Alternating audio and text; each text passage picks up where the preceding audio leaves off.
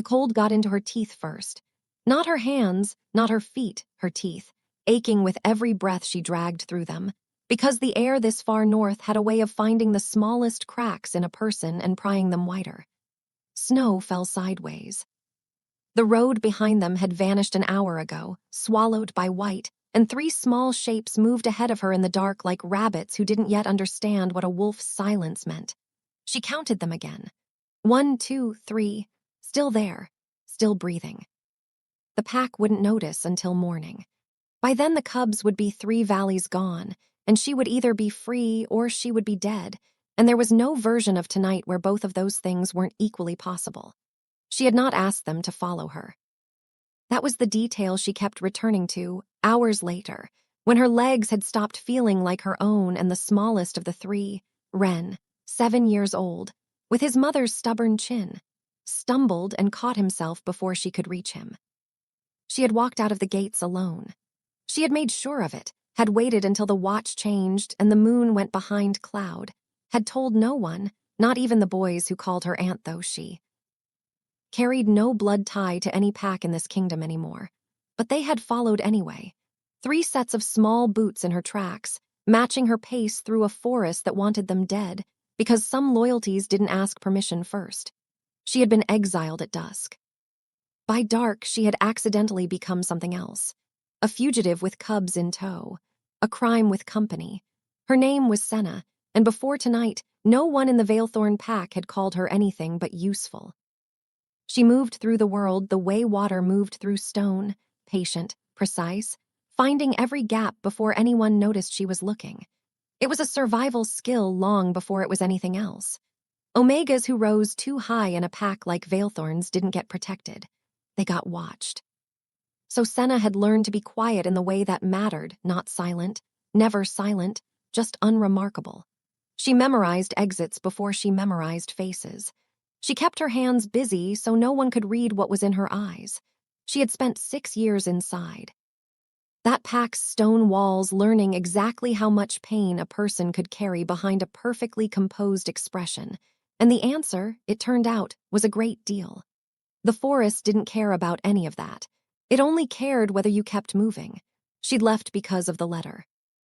A single folded page, found 3 nights ago beneath her door, written in handwriting she recognized from old contracts and worse memories.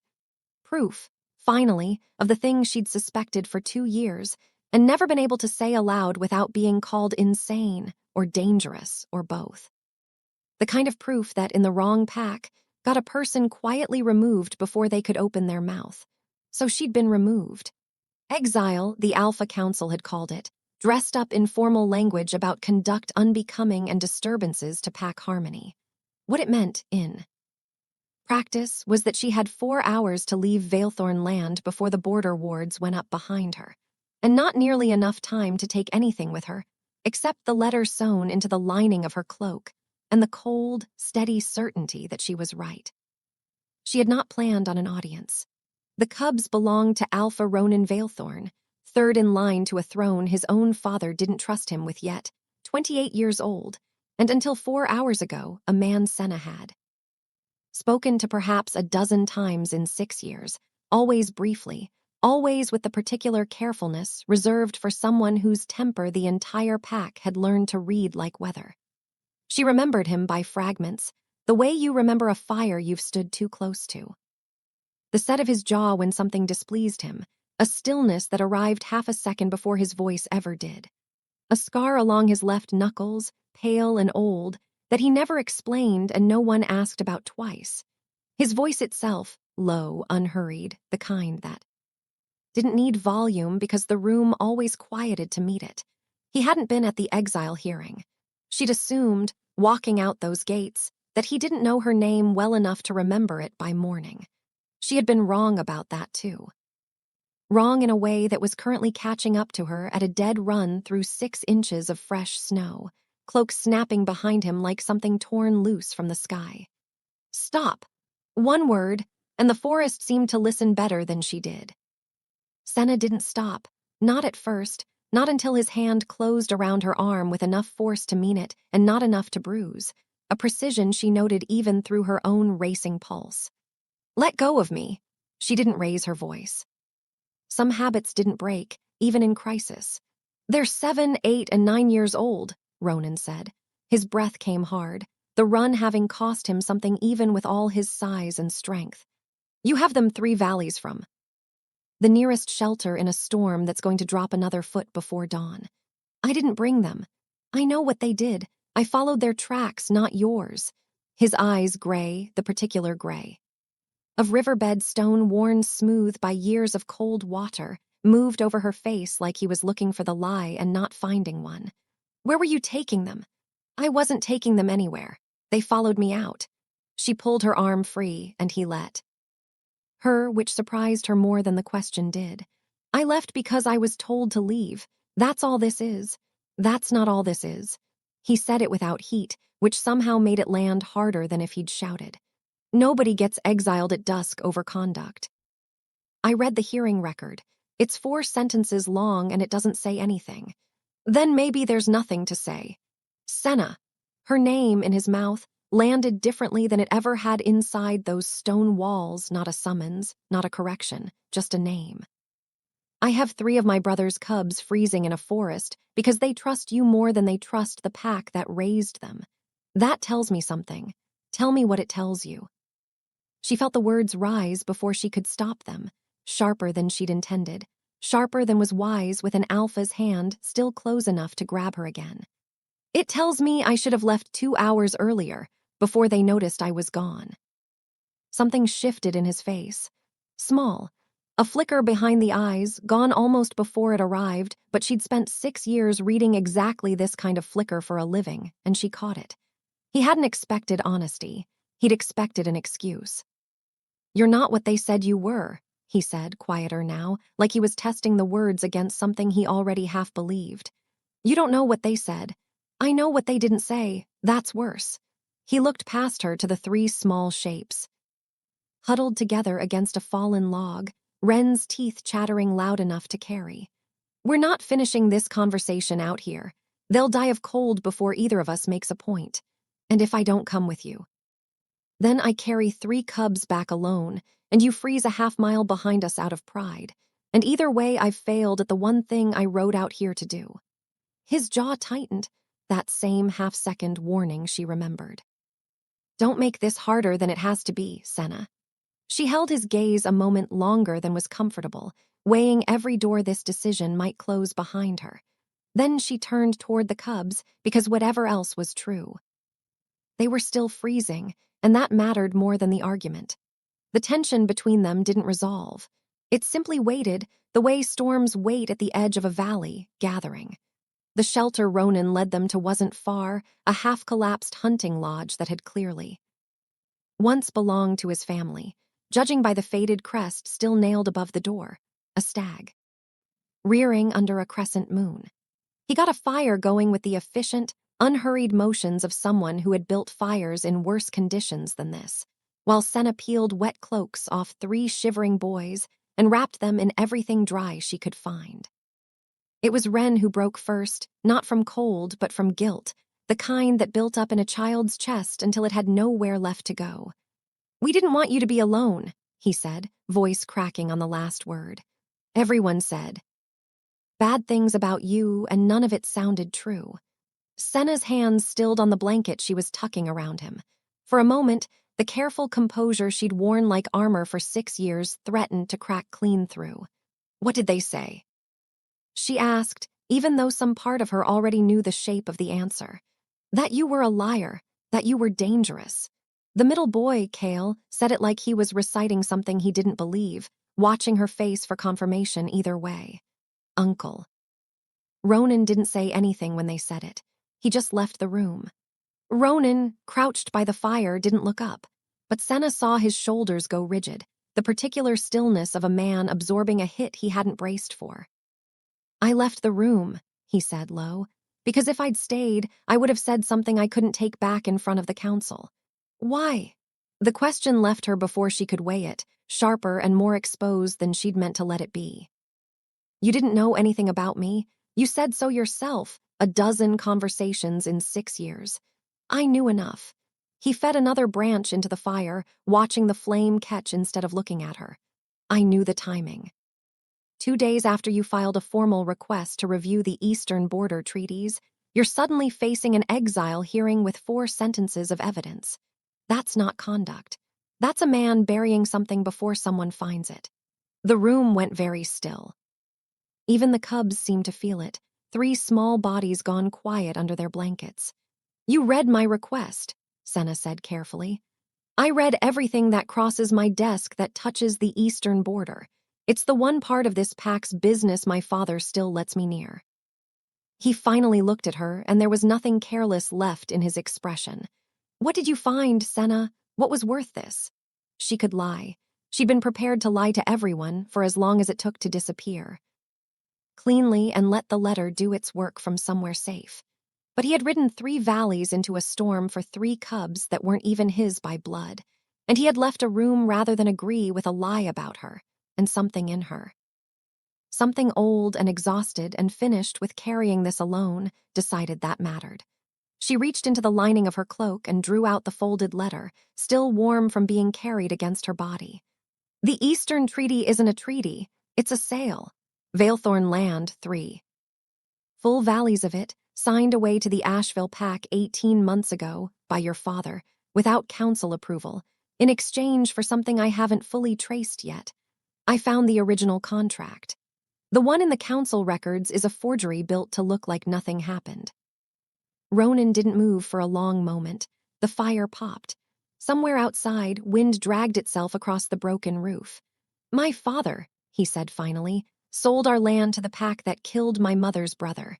Yes, and exiled you the moment you came close to proving it. Yes, he took the letter from her hands, carefully. The way a man handles something he already suspects will change the rest of his life, and read it in silence while 3 cubs watched him with the particular attention children reserve for adults deciding something important. This is treason, he said eventually, not a question. This is why I left at dusk instead of waiting until morning. He folded the letter back along its original creases, slow and deliberate, and tucked it inside his own coat instead of handing it back. Then it's not just yours to carry anymore. Ronan, you're not walking back into that storm alone, and you're not walking toward Asheville Land either, which is clearly where you were headed, because it's the only place far enough from my father to matter. He said it like a fact already settled, no room left in his voice for argument. I'm coming with you, and I'm taking this to the full council the moment we have somewhere safe to stand. Your own father. My own father, he agreed, and something in his face had gone hard in a way that hadn't been there an hour ago, older, heavier, the look of a man choosing a side he couldn't walk back from. Sleep. We move again before dawn. The cubs settled slowly, exhaustion finally winning out over fear, until only the fire's low crackle filled the broken little room. Senna sat across from Ronan, the letter no longer between them, but the weight of it still pressing the air thin. You didn't have to do this, she said quietly. Take the letter, take the risk. No, he agreed. I didn't. He didn't explain further. She didn't ask him to. The fire had burned down to coals by the time either of them spoke again, the cubs long. Asleep, breath evening out into the particular rhythm of children who trusted the adults nearby to keep them safe. Can I ask you something? Ronan said, voice rougher than before, stripped of the careful authority he'd carried since the forest. And you tell me honestly, even if the honest answer makes this harder. Senna pulled her knees up, wrapping her arms around them, watching the coals breathe orange and then dim. I haven't lied to you yet tonight. I don't intend to start. Why didn't you ask anyone for help? 6 years in that pack, and not one person you trusted enough to bring this to before it came to exile. The question landed somewhere old and tender, a place she usually kept locked behind composure thick enough that no one bothered knocking. She turned the cup of water in her hands instead of answering immediately, watching the small ripple of reflected firelight.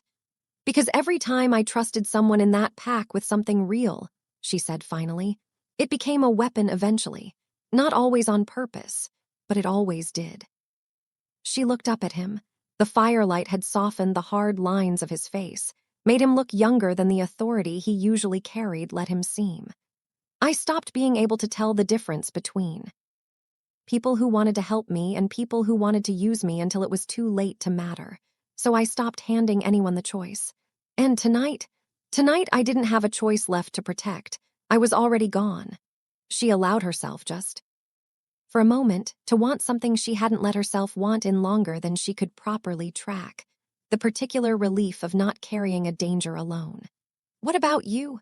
Why ride into a storm for an omega the council just called dangerous? He was quiet long enough that she thought he might not answer at all. When he did, his voice had lost its usual measured control, gone unguarded in a way she suspected he didn't often allow. Because I watched you for 6 years assume no one was paying attention, and I always was, he said. I just never had a reason good enough to say so out loud. The fire popped between them, sending up a small spray of sparks that died before they reached the ceiling. Senna felt something in her chest go tight and unfamiliar, want pressing against 6 years of carefully maintained distance. Ronan looked away first, not from discomfort, she thought, but from discipline the same. Discipline that had kept his face still in front of a council that had just exiled someone he apparently hadn't stopped watching in 6 years. Get some sleep, he said, voice returning to its usual even register, closing the window he'd just opened with visible effort. We have a long ride, and a worse conversation waiting at the end of it. She didn't argue, but she noticed, before sleep finally took her, that he stayed awake by the fire long after he should have rested, watching the door like a man who intended to keep his word about safety, even if it cost him the only rest he'd get that night. They reached the border crossing at midday, 3 cubs riding double on borrowed horses and a storm finally breaking into thin, indifferent sunlight, and that was where Asheville's men found them first. 6 riders, Asheville crest stitched into their cloaks, blocking the narrow pass with the casual confidence of men who didn't expect resistance. Their leader, a broad-shouldered man with a scar bisecting one eyebrow, looked at Ronan with the particular smugness of someone who already believed he'd won. Prince Ronan, he said, savoring the title like an insult. Riding escort for a fugitive now. Your father will be disappointed. My father, Ronan said, voice gone flat and cold in a register Senna hadn't heard from him yet, is the one who should be afraid of disappointment today. He didn't reach for a weapon. He reached, instead, inside his coat and drew out the folded letter, holding it up where the scarred man could see the broken wax seal still attached. This is a contract bearing my father's seal, selling Valethorn land to your pack in exchange. For silence regarding my uncle's death, Ronan said. I am taking it to the full council within the week. Every rider who stands in front of me right now is choosing to be named alongside it. The scarred man's smugness faltered just slightly, just enough for Senna to see it. That's not possible. That contract was destroyed. Then you've just confirmed it existed, Ronan said, in front of witnesses. The silence that followed had weight to it, the particular stillness of men recalculating the cost of a fight they thought would be simple. Senna kept her hand steady on the reins, kept her body angled to shield the cubs without making it look like fear, the same composure that had kept her alive for 6 years now, doing the same work in front of armed men on a mountain pass. Stand down, the scarred man said finally, jaw tight with the effort of swallowing the order. We're not authorized to engage a Valethorn heir directly, not over this. Wise, Ronan said, and there was something dangerous and certain in his voice that hadn't been there before, the voice of a man who had just decided, completely, which side of his own family he intended to stand on. Tell Asheville that the Valethorn Council will be in session within the week, and tell them I expect every name in that contract to attend. The riders parted. It wasn't a victory, not yet, but it was a door staying open instead of closing, and Senna felt the particular fear of the last 12 hours settle into something else entirely as they rode through the gap left behind. Not relief. Not yet. But something close enough to it that her hands finally stopped shaking on the reins. She looked at Ronan, riding just ahead of her, spine straight despite the night they'd both survived, and felt the unnamed thing in her chest tighten further. equal parts fear for what came next, and something warmer she didn't yet have language for, because she hadn't let herself need language for it in longer than she could remember. He glanced back once, found her eyes, and didn't look away. They didn't speak about the pass again until that evening, in a borrowed room at a way station too small to be called a town. 3 cubs finally asleep in a bed that smelled like wood smoke and someone else's wool blankets. "Why did you really come after me?" Senna asked, the question she'd been circling since the forest finally given room to land. "And don't tell me it was about the cubs. You'd already decided before you caught up to us." Ronan was quiet for a moment, turning a cup of water in his hands the way she had, the night before, by the fire. "Because the moment I heard you'd been exiled, before I even knew why, I felt something I didn't have a name for. Something that told me the pack had just made a mistake it didn't understand yet." "That's not a full answer." "No," he agreed. "It isn't." He looked up, and whatever careful control usually sat behind his eyes had thinned to something raw and exposed. "I don't have the rest of it yet, Senna. I only know I'd ride into that storm again if it meant finding you on the other side of it." It wasn't a confession. It wasn't quite anything with a name.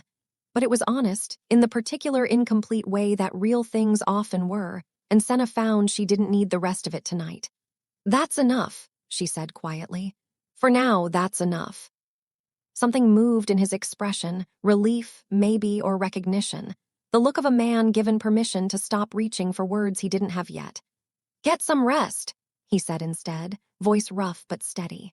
"Tomorrow we finish what we started." She let the moment close there, because some things were more romantic left unfinished than rushed, and some doors deserved to open slowly. The council chamber at Valethorn was colder than Senna remembered, stone walls, holding winter long after the rest of the keep had warmed for spring.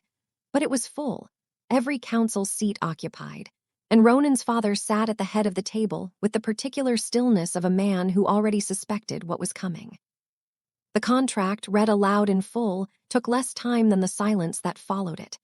"This is forged evidence," the Alpha said, too quickly, the kind of denial that confirmed more than it concealed.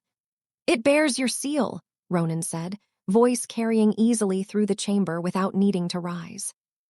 And the witnesses at the border crossing confirmed Asheville's man recognized it on sight, before he understood what he was admitting to. "You can deny the contract, Father. You cannot deny what 6 armed men confirmed in front of me, the Omega you exiled, and 3 cubs who don't yet understand what they witnessed." The vote, when it came, was neither close nor merciful. By evening, Senna's exile had been formally reversed, written into council record with the same cold formality that had ended it 3 days before. By evening, the Alpha who had signed away 3 valleys of his own pack's land sat under house arrest in the same stone walls he'd once ruled without question. It wasn't triumphant. It was simply finished, the particular satisfaction of a wrong named correctly rather than the noisy victory the moment might have demanded in a different story. Spring came properly to Valethorn 3 weeks later, snow finally surrendering to mud and the first green edges of new growth along the tree line. Senna stood at the same gate she'd walked out of in exile, cloak pulled loose now instead of clutched tight, watching 3 cubs chase each other across a courtyard with the particular freedom of children who had stopped being afraid of what came next. Ronan found her there, the way he had a habit of doing lately, not announcing himself, simply arriving the way weather arrives. "You're standing in the same spot," he said. "I noticed that too." She glanced at him, found him watching her with the same unhurried attention he'd worn since the forest, the kind that no longer surprised her. It felt important to come back to it, properly this time, not running. "And now I'm just standing here," she said, which is its own kind of answer, I think. He didn't reach for anything more than that. No declaration, no demand for words neither of them had fully found yet.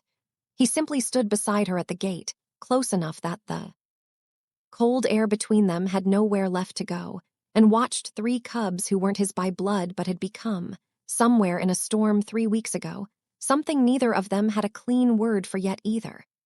"Kale wants to know if you're staying," Ronan said eventually. Senna watched the boys for a moment longer, something in her chest finally settling into a shape that didn't ache. Tell him yes. She stayed.